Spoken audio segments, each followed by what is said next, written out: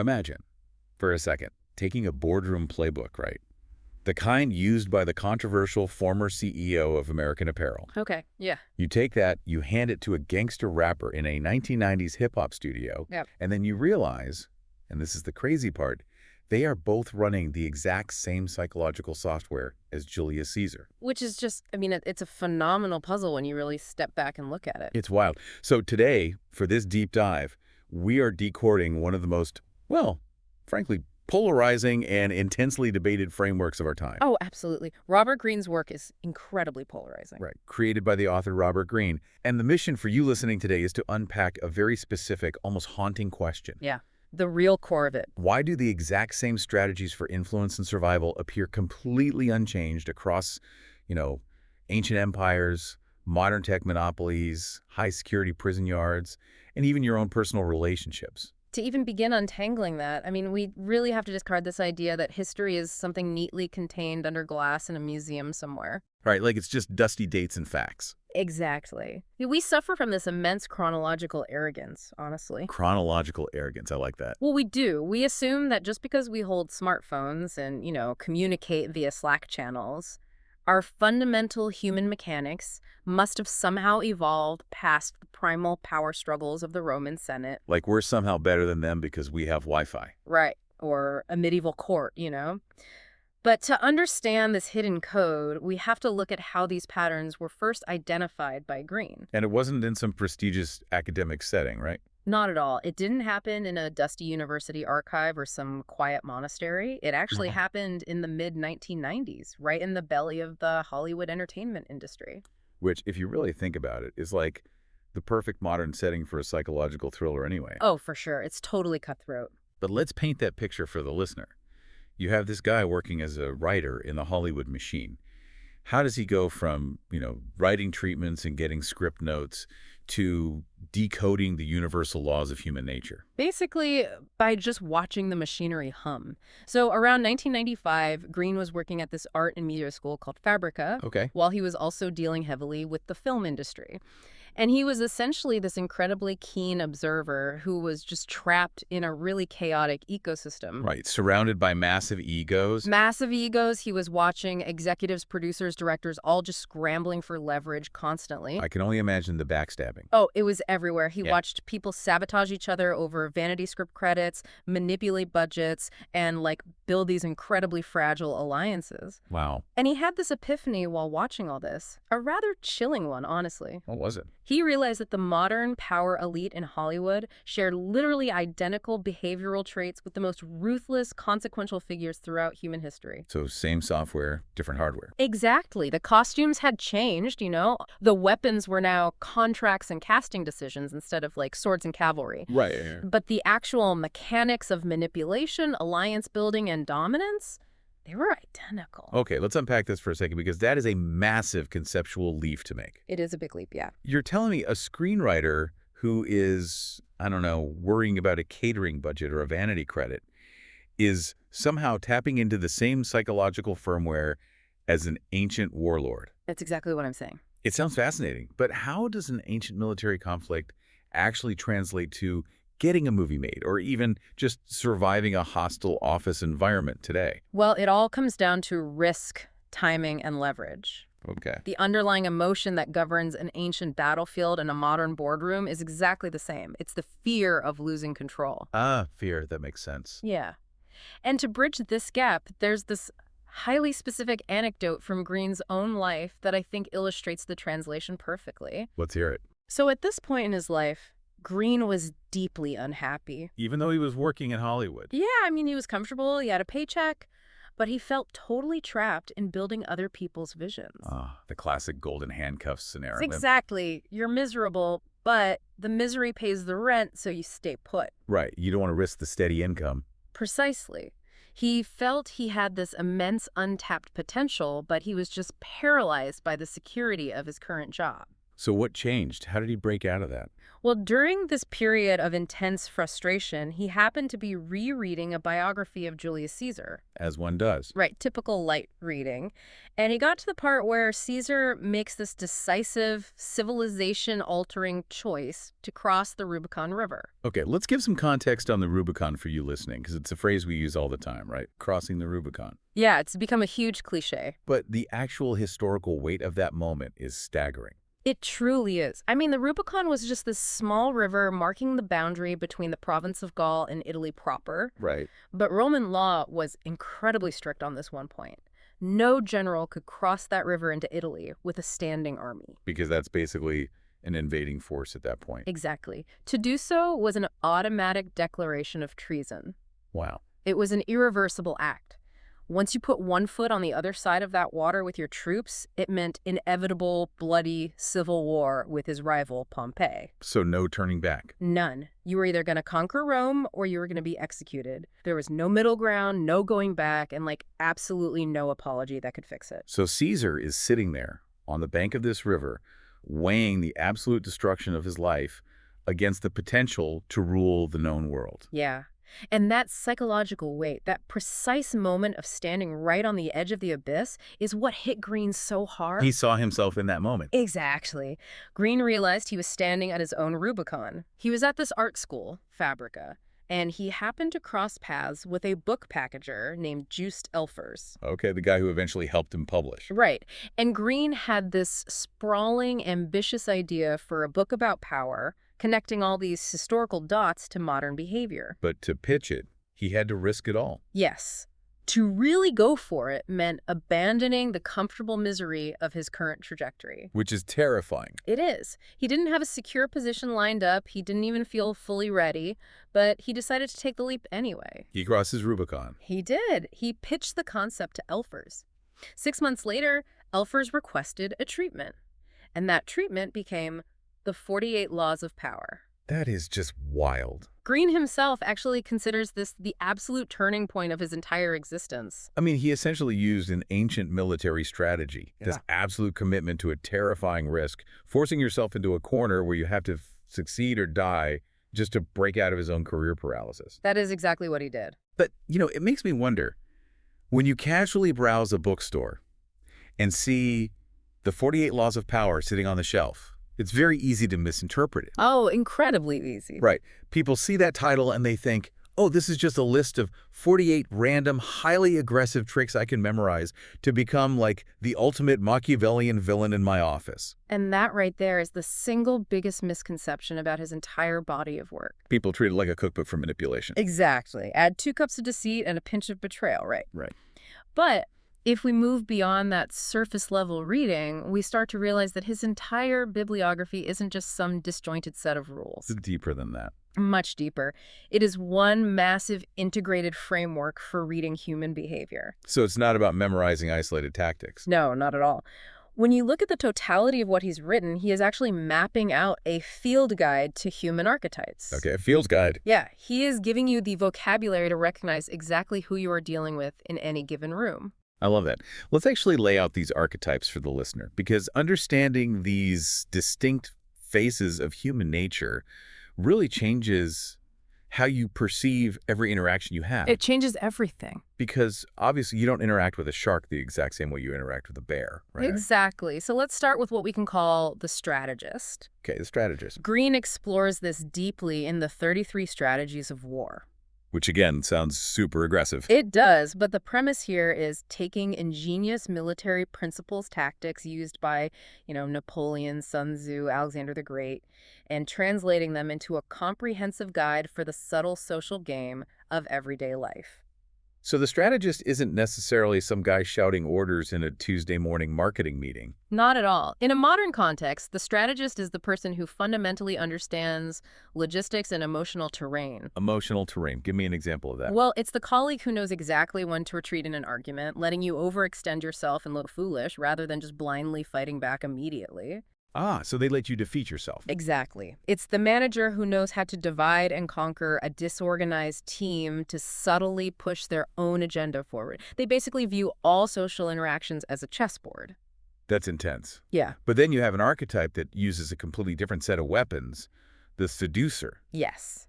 This one is decoded in the art of seduction. And I feel like this is where the intellectual depth of the framework really shows its hand. Oh, it really does. Because to write this, he synthesizes the minds of Sigmund Freud, Ovid, Søren Kierkegaard, and Albert Einstein. Which, I mean, sounds like the most chaotic, bizarre dinner party imaginable. Right. Like, what are they even talking about? But I want to break down why those specific minds are relevant here, because it's not immediately obvious. No, it's not. So, Ovid was an ancient Roman poet who literally wrote a manual on love and seduction, which was really just about social maneuvering in Roman high society. Right. It was all politics. And Freud brings in the unconscious, right? Oh, The repressed desires we don't even admit to ourselves. exactly. The hidden drives. But Kierkegaard, he's a 19th century philosopher known for existential angst. How does existential dread fit into seduction? Well, Kierkegaard actually wrote a very famous piece called The Seducer's Diary. Oh, really? Yeah. And it explores seduction not as some physical conquest, but as a deeply psychological labyrinth. Oh, labyrinth. Yes. It's all about creating an intellectual puzzle for the target, making them so fascinated and intrigued that they willingly surrender control. So it's seduction of the mind, not the body. Precisely. It's the ultimate mental game. Okay, that makes sense. But what about Einstein? He's a theoretical physicist. Right. It seems so out of place, but think about Einstein's public persona. Okay, the crazy hair, the gentle demeanor. Exactly. He represents a very specific archetype of influence. The awe-inspiring, slightly distracted genius. Oh, wow. I never thought about it like that. He possessed this kind of non-threatening intellectual seduction that made the entire world just adore and want to protect him. People loved him. They did. And the point Greene makes here is that influence isn't always about force or Machiavellian strategy. Sometimes it's softer. Exactly. Sometimes it's about altering someone's perception so deeply that they actively want to give you what you want. They find you charming or fascinating or just completely indispensable. That makes total sense. So moving on from the seducer, you have the builder or the master. Yes. And this is the core of his book, Mastery. It seems like a complete pivot from outward manipulation to, like, inward obsession. It is a massive pivot. Because he mines the biographies of historical anomalies here. Charles Darwin, the Wright brothers, Leonardo da Vinci, to show how they achieved such overwhelming competence. Yeah, this archetype is purely about extreme focus. So how does the master gain power? The master gains control over their destiny not by playing office politics, but by submitting to a grueling, years-long apprenticeship in their chosen field. They just get so good they can't be ignored. Exactly. Their power comes from undeniable skill. If you are literally the only person on the planet who knows how to fix a specific problem, you hold immense power, regardless of your social skills. It is the internal game of power. Right. It's leveraged through sheer competence. And finally, rounding out the framework, you have the observer. Right, which is arguably the most important one. This is the focus of the laws of human nature. It's about stripping away your own ego and just looking at people's drives, their narcissism, their aggressions, and their unconscious motivations. It is about stepping back. Watching the machinery of human behavior without getting emotionally entangled in it. And there's one more crucial piece that ties all of these archetypes together. A really unique collaboration Greene did. Oh, right. He co-authored a book called The 50th Law with the hip-hop icon 50 Cent. Which on paper sounds like a total marketing gimmick. It really does sound like a cash grab. You have Robert Greene, this guy with a degree in classical studies from UC Berkeley, who spends his time reading ancient Greek texts, teaming up with a gangster rapper from Queens. It seems totally absurd until you read it and realize they're speaking the exact same language. So how does the 50th law fit into this whole framework? Well, it takes this entire massive library of human behavior, the strategist, the seducer, the master, the observer, and it distills it down to a single foundational prerequisite. Which is? Fear nothing. Fear nothing. Why is the absolute absence of fear so critical to all this? Because fear fundamentally distorts your perception. How so? Think about it. If you are terrified of losing your job, or terrified of what someone thinks of you, you won't be able to accurately identify any of the archetypes in the room. You're too stuck in your own head. Exactly. You won't see the seducer playing on your vanity, and you won't see the strategist maneuvering you into a corner because you are entirely focused on your own anxiety. So your fear basically makes you blind. You are entirely blind to the matrix around you. Man, this is where it gets really interesting for you listening. Because Greene isn't writing standard 5 steps to a better you self-help. No, not even close. He's written a comprehensive field guide to the wildlife of the corporate and social jungle. But that raises an immediate glaring problem. Right, the paradox. Yeah. If he's given us this massive encyclopedia, the goal can't be to memorize every single entry. Successful historical figures didn't walk around with a flashcard deck in their pockets. No, they adapted principles based on their specific context. Which brings us face to face with the biggest criticism of the framework, the paradox of the laws themselves. And critics have harped on this for decades. Because if you sit down and read the 48 Laws of Power cover to cover, you will hit a massive wall of contradictions. Kirkus reviews famously call the laws contradictory nonsense. Because they literally conflict with each other. They do. One law will explicitly tell you, always say less than necessary. It argues that talking too much makes you look weak and common. But then, another law might tell you to play the perfect courtier, which basically requires you to be charming, engaging, and highly conversational. Yes. Or, one law says create an air of unpredictability to keep people off balance, while another essentially advises you to be the reliable rock that people depend on. It's maddening if you're looking for a simple instruction manual. Jerry Adler, writing in Newsweek, made a brilliant, somewhat sarcastic observation about this. What did he say? He noted that because these laws contradict one another so frequently, the book accidentally serves as one of the best arguments since the New Testament for total humility and obscurity. That's hilarious. Right, because if every single action can be countered by an equally dangerous reaction, maybe you just shouldn't act at all. I love that critique. Yeah. But it begs the question, did Robert Greene just get sloppy here? Yeah. Did he accidentally write a highly flawed, contradictory book? Not in the slightest. So it's intentional. Completely intentional. The laws contradict because human contexts contradict. This is the absolute core mechanism of the entire framework. Power is not some rigid mathematical formula where 1 + 1 = dominance. Right. It is entirely about timing, positioning, and perception. What works in a boardroom on a Tuesday when your boss is feeling expansive and confident might literally get you fired on a Wednesday if their mood has shifted to paranoid and defensive. I think about it like weather. Okay, yeah. You don't wear a heavy winter parka in July just because the parka is, quote-unquote, a good, strong coat. Right. The coat is only effective if the environment requires it. If you wear it in the desert, it's going to kill you. That is the perfect analogy.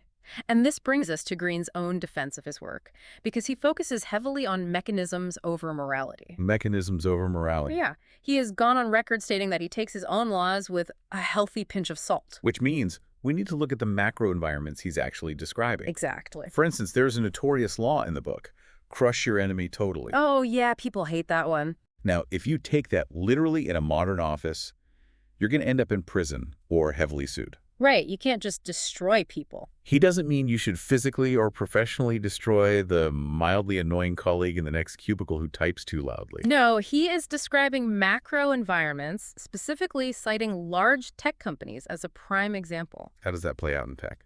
Well, the modern tech ecosystem is a ruthless dog-eat-dog environment. When a massive tech monopoly sees a smaller, innovative startup gaining traction, how do they respond? They usually buy them out. Or, if they can't buy them, they don't just compete fairly. Right. They copy the startup's core features, integrate them into their own dominant platform for free, poach their lead engineers, and effectively starve the startup of capital until it totally collapses. Wow. It is literally crushing your enemy totally. Exactly. The ancient mechanism still exists. The weaponry is just corporate strategy now. So Greene is simply giving the mechanism a name. Precisely. And he actually notes that out of the 48 laws, only 4 or 5 are overtly manipulative or aggressive like that. Really? Just 4 or 5? Yeah. The vast majority of them are simply about understanding how human psychology naturally reacts to certain stimuli. So if someone reads the book and cherry picks the most aggressive chapters, if they walk into work trying to act like a Machiavellian mastermind, are they entirely missing the point Greene is trying to make? They are completely, totally missing it. Wow. And this is the ultimate reveal of his entire body of work. The grand lesson here isn't learning a specific tactic. It's not a trick. No.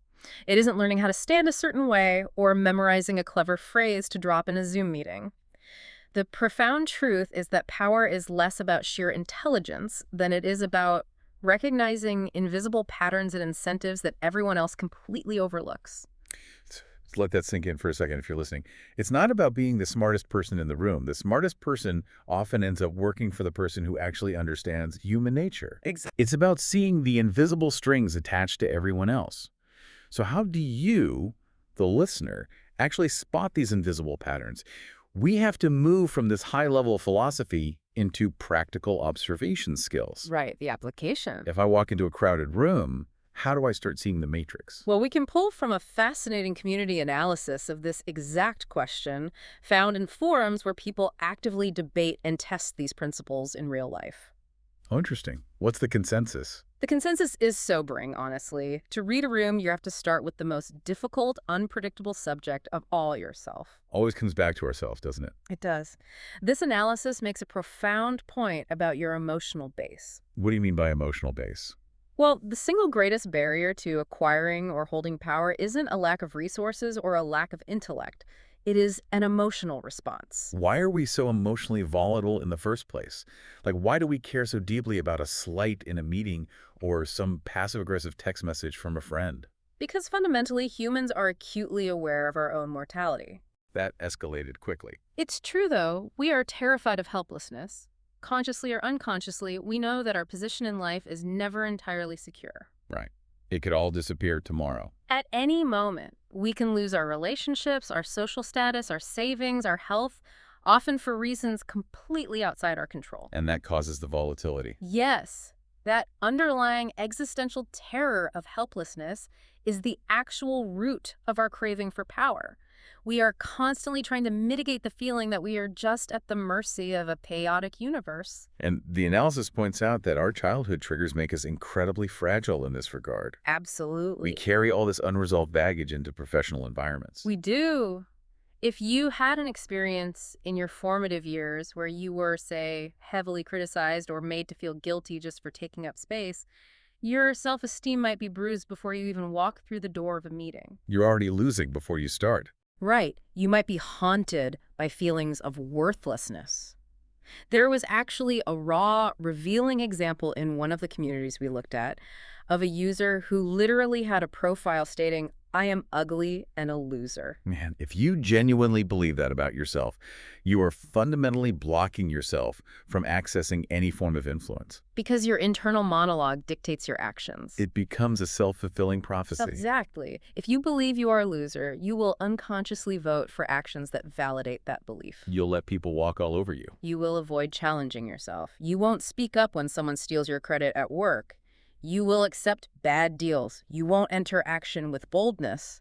You will shrink. So the prerequisite to reading a room is mastering your own emotional base. And understanding the exact roots of your anxiety. If you have a weak emotional base, you don't even need enemies. Any minor challenge or perceived slight will cause you to sabotage yourself. Okay, so let's say you've done the internal work. You've mapped your triggers. Yeah. You know exactly why you get defensive when authority figures question you. Right. How do you actually start observing others effectively?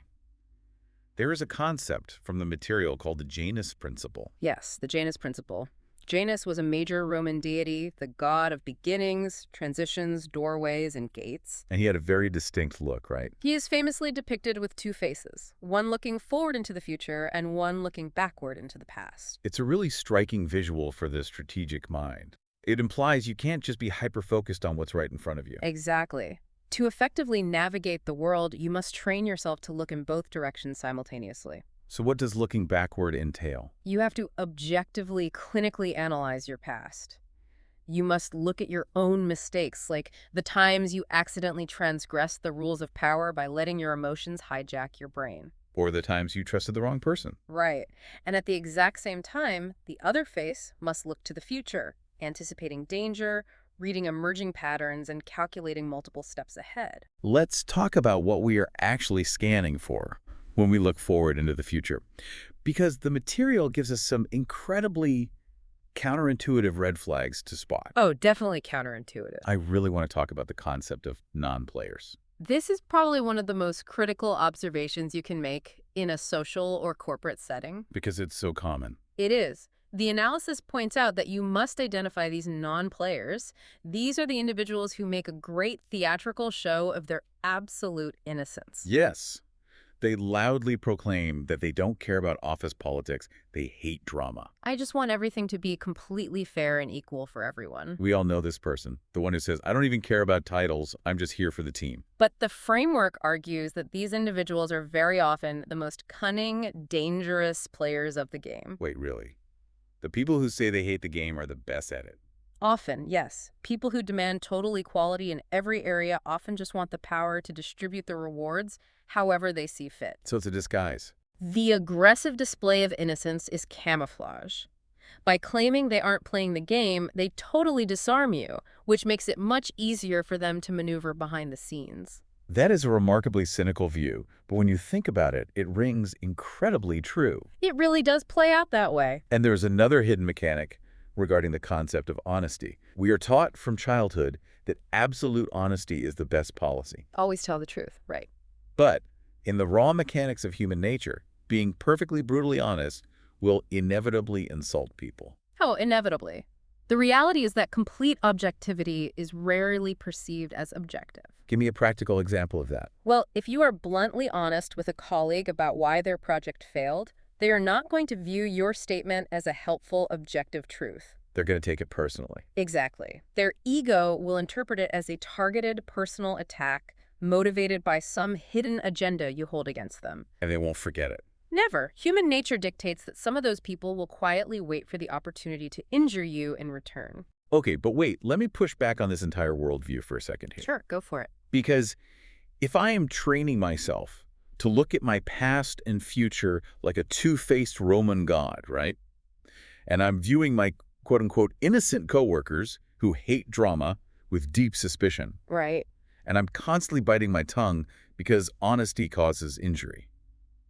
Doesn't this run the risk of turning me into a completely paranoid recluse? It's a very fair point. I mean, where is the line between keen, strategic observation and absolute exhausting obsession? That is the tightrope. It is the core tension every single reader of this material has to navigate. How do you balance it? Well, if we connect this back to Greene's point about taking the laws with a pinch of salt, the goal isn't to become a paranoid isolationist who trusts no one and manipulates everyone. Okay. The goal is simply to stop being dangerously naive. Stop being naive. Yes. It is about emotional regulation and situational awareness. When you spot the non-player acting innocent, you don't have to attack them. You don't have to call them out in a meeting. Exactly. You just have to silently acknowledge what game they are playing so you don't blindly hand them leverage. It is a defensive operating system as much as it is an offensive one. A defensive operating system. I really like that framing, which perfectly explains the sheer scale of who is actually utilizing this framework out in the real world. Oh, the scale is massive. Because it's clearly not just a bunch of paranoid people in basements reading this.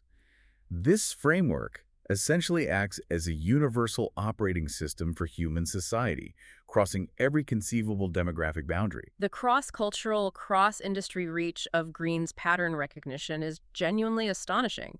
I mean, this isn't some elite Wall Street secret, nor is it confined to, niche academic circles. To give you a sense of this range, if you're listening, let's look at the boardroom. You have Dov Charney, the founder and former CEO of American Apparel. A massive, highly controversial fashion empire. Right. It is widely documented that he frequently quoted these laws during high-level board meetings. He's obsessed with it. He would actually hand out copies of the book to his employees as mandatory reading. He even appointed Robert Greene to the company's board of directors. Which is just the ultimate endorsement, really. Totally. So you have it at the peak of corporate capitalism.